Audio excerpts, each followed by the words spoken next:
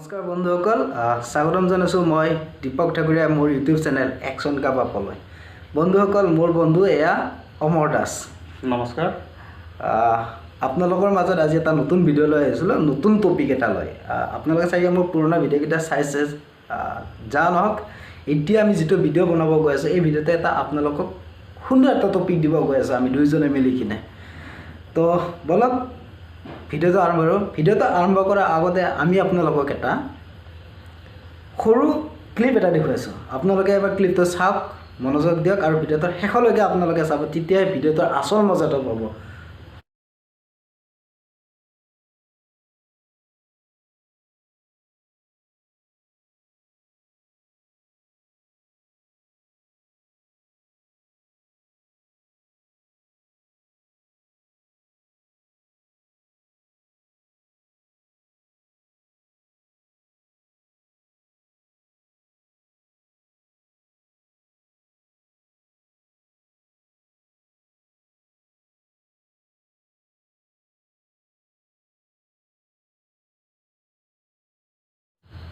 তো ভিডিঅ'টো আপোনালোকে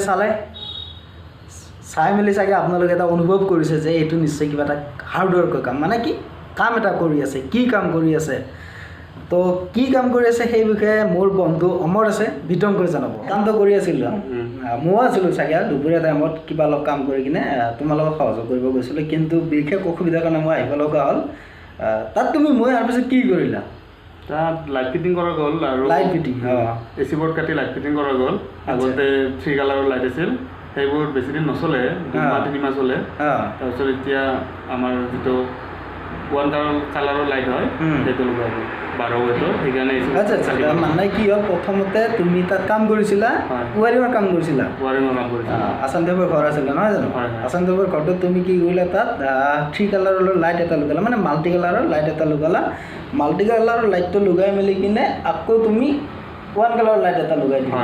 আগৰটো আছিল 6 ৱেটৰ আছিল তাৰপিছত যেটো আমাৰ সাইডত জ্বলা সেইটো 3 ৱেট 9 ৱেট হ'ল এতিয়া 12 ৱেটৰ লগোৱা গ'ল এতিয়া 12 ৱেটৰ লাইট লগোৱা আচ্ছা এতিয়া হলটো অলপ ডাঙৰ কৰিব লগা হ'ল ডাঙৰ কৰি দিলোঁ লগাই দিলোঁ ইয়াতে এটা কথা সুধোঁ মই আগতে 3 কালাৰৰ লাইটটো লগোৱা আছিলে চিলিং ফেনত মানে চিলিং বৰ্ডত তো তাততো 3টা কালাৰ এটা দেখুৱাইছিলে 3টা কালাৰ ওলাইছিলে তো কি বেয়া আছিলে নেকি কালাৰটো নাই একচুৱেলি মানে সেইটো ইমান লাষ্টিং নকৰে 2-3 মাহ লাষ্টিং কৰে 2-3 মাহ লাষ্টিং কৰে তো ভিডিঅ'টো আমি 6 মাহ দেখিলোঁ 6 মাহ আগৰ ভিডিঅ' এইটো মানে কি যেতিয়া তুমি থাকে কিছুমান মানে কি লাইটকেইটা যে সেই পুৰণা লাইটকেইটা ঘূৰাই দিছিলে দি কিনে এইকেইটা নতুনকেইটা লাইট লৈছিলে কি গেৰাণ্টি আছিল ন গেৰাণ্টি আছিল এবছৰ গেৰাণ্টি আছিল তাৰমানে কি 6 মাহ আগতে তুমি কামটো কৰিছিলা তাৰপিছত 6 মাহ পিছত আজি আকৌ নতুনকৈ কৰিব লগা হ'ল নতুনকৈ কৰিব লগা হ'ল তাৰপিছত কথাটো হ'ল যে আগতে তুমি 3 কালাৰৰ লাইট লগাইছিলা 3 কালাৰ লাইট লগতে লাইট কিটা কি ড্যামেজ হৈ গৈছিল নেকি লাইট কিটা এক সাইড জ্বলে এক সাইড নজ্বলে এক সাইড নজ্বলে এনেকুৱা মানে কি হাফ হৈ গৈছিল আৰু ইমান পোহৰটো নাই আৰু ইমান সাফা পোহৰ নহয় আচ্ছা তাৰপিছত কথাটো হ'ল সেইকেইটা লাইট কিটা তুমি চেঞ্জ কৰি দিলা কৰি দি মেলি আকৌ আজি নতুনকৈ কাম কৰিলা তো ইয়াতে যিঘৰ মানুহ তাতে তুমি কাম কৰিছিলা মানুহঘৰৰ কষ্টিং কিমান কৰিলে সেই পুৰণা হিচাপতে কষ্টিংটো কৰিলে নে আজি আকৌ নতুনকৈ তুমি পে'মেণ্ট ল'লা তেওঁলোকৰ পৰা নাই নতুনকৈ পে'মেণ্ট লোৱা হৈছে নতুনকৈ পে'মেণ্ট লোৱা হৈছিলে এইটোতো আমাৰ ৱাৰিঙৰ প্ৰব্লেম নহয় এইটো লাইট এক্সচেঞ্জ কৰা গ'ল ন সেইকাৰণে নতুনকৈ সেই কৰা হ'ল তো বন্ধুসকল আপোনালোকক আমি জনালোঁ যে অমৰ দাসে যিঘৰ মানুহৰ ঘৰত 6 মাহ আগতে ৱাৰিঙৰ কাম কৰিছিলে সেই মানুহঘৰে আজি 6 মাহ পিছত সেই 3 মাল্টি কালাৰৰ লাইটকেইটা চেঞ্জ কৰি আজি আকৌ 1 কালাৰৰ লাইট এটা লগাই দিলে 1 কালাৰৰ লাইট লগালে তো প্ৰথমতে যিটো ইনষ্টলেশ্যন কৰোঁতে খৰচ হৈছিলে আজি আকৌ ৰিপেয়াৰিং কৰোঁতে চেঞ্জ কৰোঁতে আকৌ এটা নতুনকৈ খৰচ হৈ পৰিছে তো তাৰমানে কথাটো হ'ল কি এটা কামকে দুবাৰ কাম কৰিব লগা হ'ল যদিহে তেওঁলোকে এবাৰতে প্ৰথমবাৰতে যদি তেওঁলোকে 1 কালাৰৰ লাইট ইনষ্টল কৰিলে হয় তেতিয়াহ'লে তেওঁলোকৰ যিটো কষ্টিং খৰচ মানে মেকানিকেল কষ্টিং প্ৰাইচ সেই মেকানিকেল কষ্টিং প্ৰাইচটো 1 টাইম ইউজ কৰিব লগা হ'ল যিটো খৰচ তেওঁলোকে 1 টাইম কৰিব পাৰিলে হয় সেইটো খৰচকে দুবাৰ ইউজ কৰিব লগা হ'ল মানে এজন মেকানিককে তেওঁলোকে দুবাৰ কাম কৰিব লগা হ'ল বিশেষকৈ মাল্টি কালাৰ প্ৰথমতে ইনষ্টল কৰাৰ কাৰণে নহয় জানো তো মাল্টি কালাৰ লাইট ইউজ কৰাৰ কাৰণে তেওঁলোকে আকৌ দুবাৰ মেকানিকেল চাৰ্জ ইউজ কৰিব লগা হ'ল। তো আপোনালোকক মই এইটো জনাম যে আপোনালোকে যদিহে চৌখিন হয়, চৌখিন প্ৰত্যেকজন মানুহে বৰ্তমান সময়ত চৌখিন হ'ব বিচাৰে, ন' ডাউট মই বাধা নকৰোঁ বা মই মানা নকৰোঁ যে চৌখিন হ'ব নালাগে। কিন্তু কথাটো হ'ল আমাৰ দৰে এজন সাধাৰণ মধ্যবিত্ত মানুহে বিশেষকৈ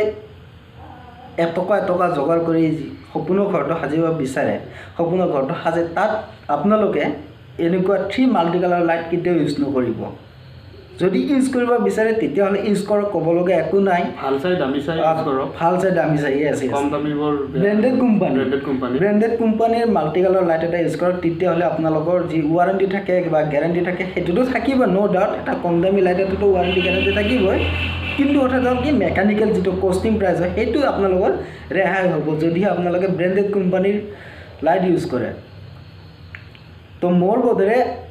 আপোনালোকে যিমান পাৰে 1 কালাৰ লাইট সদায় ইউজ কৰিব। 1 কালাৰ লাইটে কি কৰে, আপোনালোকৰ মেকানিকেল চাৰ্জৰ যিটো কষ্টিং হয় সেইটো বচাই ৰাখে। আমি ভিডিঅ'টো আৰু বেছি দীঘলীয়া নকৰোঁ, কাৰণ আপোনালোকে চাগে বৰিও পাব পাৰে। অমৰ, শেষত কিবা ক'বা নেকি আমাৰ দৰ্শকসকলক? কিবা মানে যিবোৰ লাইট লগাই, লাইট ৱাৰ যি লগাই, যিবোৰ লগাই যাতে ভাল চাই লগাই, হয়, ভাল চাই ব্ৰেণ্ডেড কোম্পানীৰ ভাল চাই। বজাৰত বৰ্তমান ব্ৰেণ্ডেড কোম্পানীৰ মানে ইলেক্ট্ৰিকেল সামগ্ৰী পোৱা ব্ৰেণ্ডেড কোম্পানী কিবা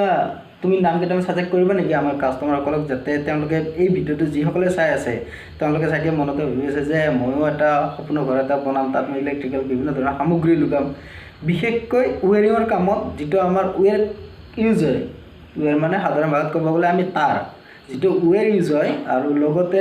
আজি আমি এই ভিডিঅ'টোত যিখিনি কথা আলোচনা কৰিলোঁ সেইখিনি কথা যেন আপোনালোকৰ ওচৰত বাৰে বাৰে নহয়, আপোনালোকৰ ক্ষেত্ৰত বাৰে বাৰে আপোনালোকৰ ঘৰখনত এজন ইলেক্ট্ৰিচিয়ানক মাতি আনি ৰিপেয়াৰিঙৰ কাৰণে আপোনালোকৰ অযথা সময় লগতে টকাবোৰ বৰবাদ নহয়। তো তাৰ বাবে আমি আপোনালোকক অনুৰোধ জনাইছোঁ, টেকনিচিয়ানজনৰো কষ্ট হয়, তো আপোনালোকক আমি অনুৰোধ জনাইছোঁ যাতে এইখিনি কাম আপোনালোকে ভাবি চিন্তি কামখিনি কৰে। তো শেষত মই মোৰ ওচৰত থকা বন্ধুজনক, অৰ্থাৎ এখেতক বন্ধু যদিও আজি এই ভিডিঅ'টো বন্ধু বুলি চিনাকি কৰা দিছোঁ যদিও এখেত এজন পেছাত ইলেক্ট্ৰিচিয়ান। তো আপোনালোকে যদি এখেতক বিচাৰে যে আপোনালোকৰ ঘৰখনত কাম কৰিবৰ কাৰণে, তো এখেতৰ নম্বৰটো মই স্ক্ৰীণত আপোনালোক দিয়া হৈছে, যোগাযোগ কৰিব পাৰে। এখেতে আপোনালোকৰ সপোনৰ ঘৰখন গৈ কিনে কাম কাজ কৰিব পাৰিব, বিশেষকৈ ইলেক্ট্ৰিকেল কামখিনি। এতিয়া আমি আজিৰ এই ভিডিঅ'টো ইমানতে সামৰণি মাৰিছোঁ। শেষত জয় অসম। আৰু লগতে যিসকল লোকে এই ভিডিঅ'টো চাই আছে তেওঁলোকে যেন প্লিজ অনুগ্ৰহ কৰি লাইক, কমেণ্ট, শ্বেয়াৰ আৰু চেনেলটো ছাবস্ক্ৰাইব কৰিব নাপাহৰে। আজিলৈকে মানে ধন্যবাদ, আকৌ লগ পাম নতুন প্ৰতিশ্ৰুতিৰে।